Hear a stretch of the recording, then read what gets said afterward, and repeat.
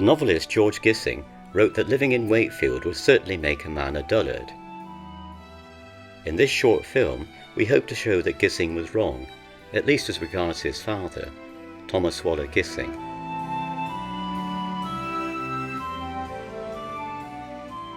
At the top of Westgate, a blue plaque on the facade of the Nat West marks the site of Thomas Gissing's house and pharmacist shop, and the birthplace of his son George.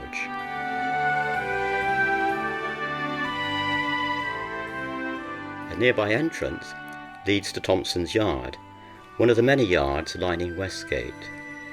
Numbers 2 to 4 at Thompson's Yard, now the home of the Gissing Trust, was occupied together with the Westgate property by the Gissing family.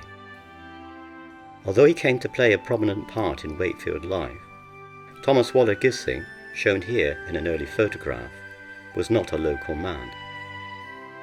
In fact, he was born in the village of Halesworth, Suffolk, in 1829. His father, Robert, was a master shoemaker.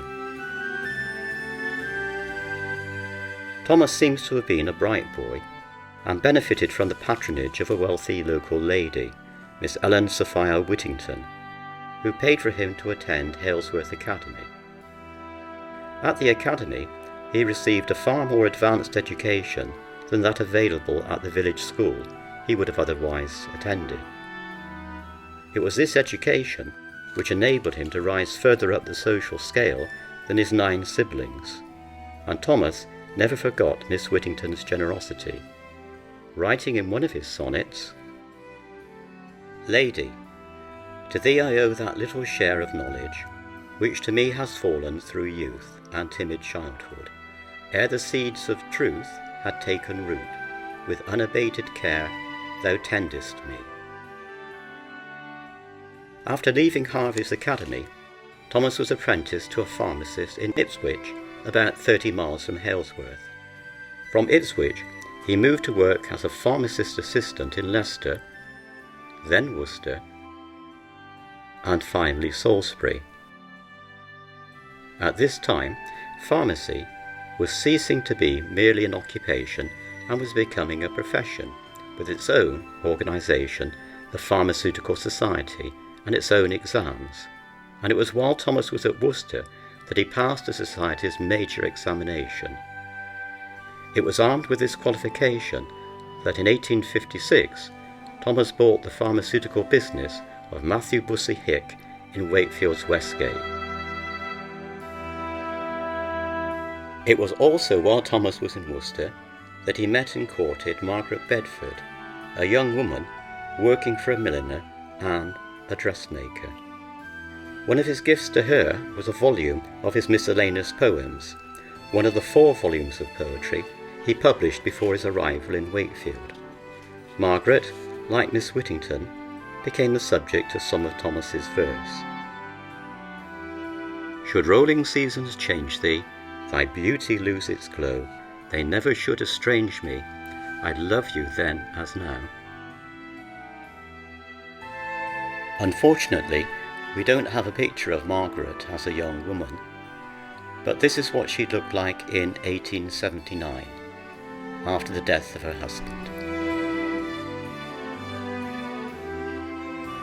Early in 1857, Thomas and Margaret married at Grasmere Parish Church, not far from the spot where the poet William Wordsworth was buried.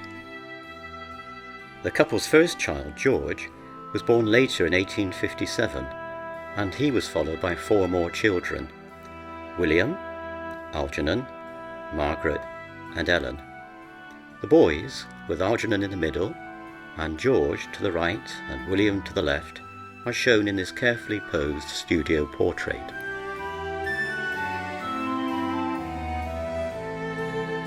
The girls are captured as young women in these photographs taken after their father's death.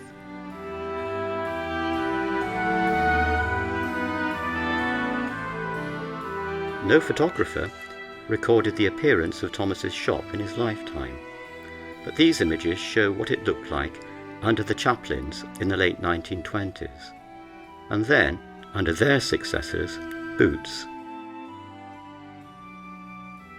Sited towards the top of what was then one of Wakefield's main commercial streets, Thomas's business was well placed. Today, it faces an undistinguished piece of 1960s architecture, but in Thomas's time, it looked out at one of Wakefield's grandest buildings, the Corn Exchange.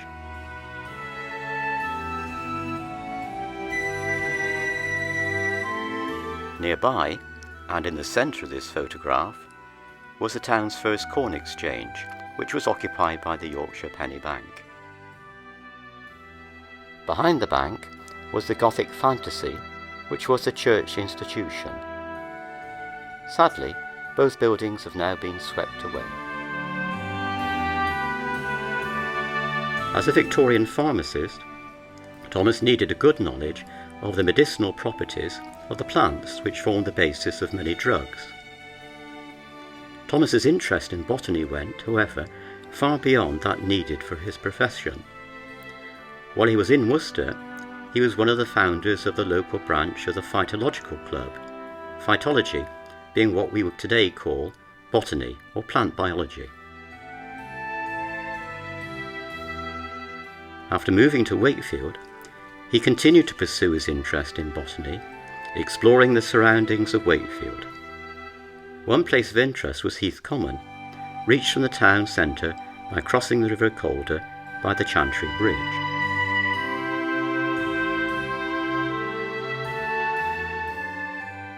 The common survives today, although the quarries, which once pockmarked the landscape, have vanished.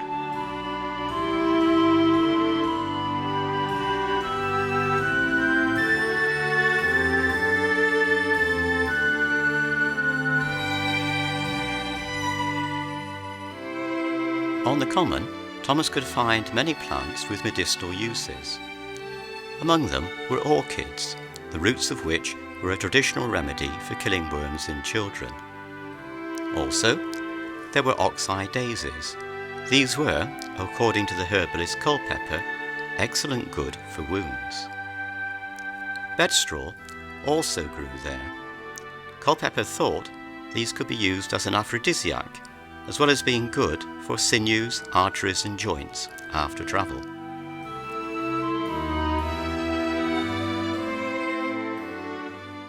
Like many other Victorians, Thomas was fascinated by ferns, such as those that still grow plentifully at Heath.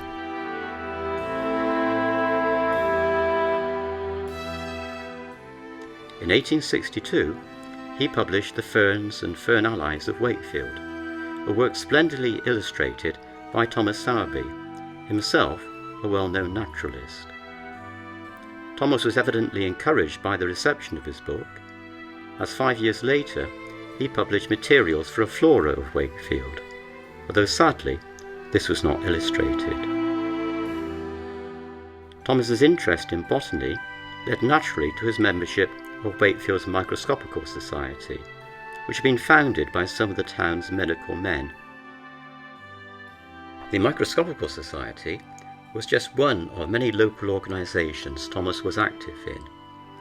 A very different one was the Wakefield Equitable and Permanent Benefit Building Society, whose office in Barstow Square he could easily reach from his shop by means of a network of yards and alleys. Not far from Barstow Square was the Mechanics' Institution, which was housed in the Music Saloon in Wood Street. This adult education organisation had several hundred members, both men and women. Thomas joined it soon after arriving in Wakefield and was quickly elected to its committee. Later, he was appointed the institution's librarian, in succession to his friend John Binks, and he completed the catalogue started by Binks. Thomas also took an active part in the institution's penny readings, showing in his choice of authors a preference for the works of Alfred Lord Tennyson, Elizabeth Barrett Browning and William Makepeace Thackeray.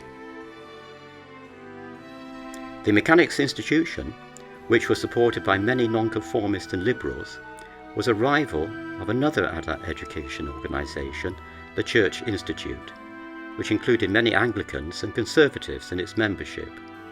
But in 1865, people from both bodies cooperated in the highly successful Wakefield Industrial and Fine Arts Exhibition, which was held in a temporary building on the site of today's Town Hall. Perhaps not surprisingly, Thomas was a leading member of the exhibition's executive committee. Education was important to Thomas. He knew very well how much he owed to his education at Harvey's Academy, and he joined his friend William Stopbanks on the committee of the Lancasterian School, which had been refounded shortly before his arrival in Wakefield. His profession perhaps influenced his decision to join the committee of the Clayton Hospital, Wakefield's voluntary medical institution. Close to the Mechanics' Institution was Wakefield's Town Hall, now the Old Town Hall in Crown Court. This building came to play an important part in Thomas's life, as in 1867 he was elected a town councillor for the St John's ward. Thomas stood for the Liberals, a party he had come to play an important role in locally since 1859.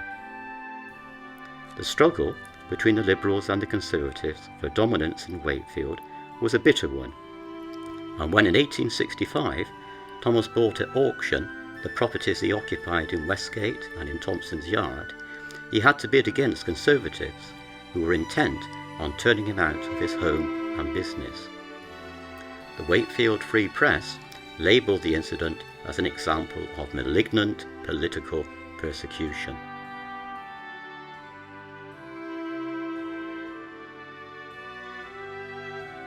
Thomas's contribution to the Liberal cause was recognised in November 1870, when he attended a dinner in his honour at the Angel in Wood Street. The Angel has long gone, and a modern bar now occupies the site. The dinner was one of his last public appearances, as in the following month his long-standing chest condition worsened, and on the 28th of December he died at home from congestion of the lungs.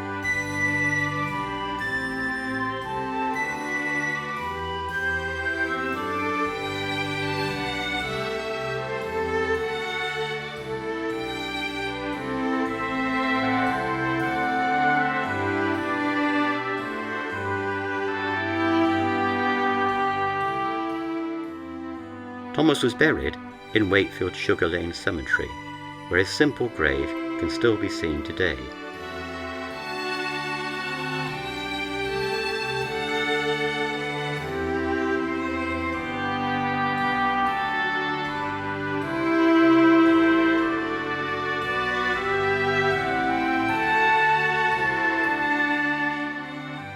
His widow Margaret sold the pharmacist's business and then the properties in Westgate and Thompson's Yard to John Lambert Chaplin. She remained in Wakefield with her two daughters, and the Gissing sisters later started a successful school.